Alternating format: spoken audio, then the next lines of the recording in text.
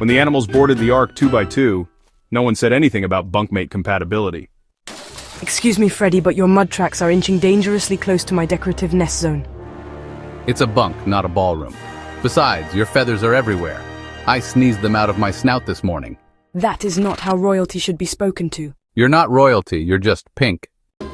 Wanna play a game? No? Okay. Wanna build a nut tower? No? Okay, I already did. Wanna... I've aged 5 years listening to you. Let's just say Noah's Ark didn't come with roommate preference forms.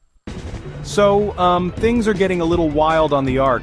There's a kangaroo putting up signs everywhere that say, "Do not touch my snacks," while a llama is wandering around with noise-canceling leaves. Oh, and those 2 penguins? Yeah, they're just silently judging everyone. Honestly, it's kind of impressive how quickly chaos sets in. Next time, name tags and a buddy system. Your mud facial actually made my skin glow.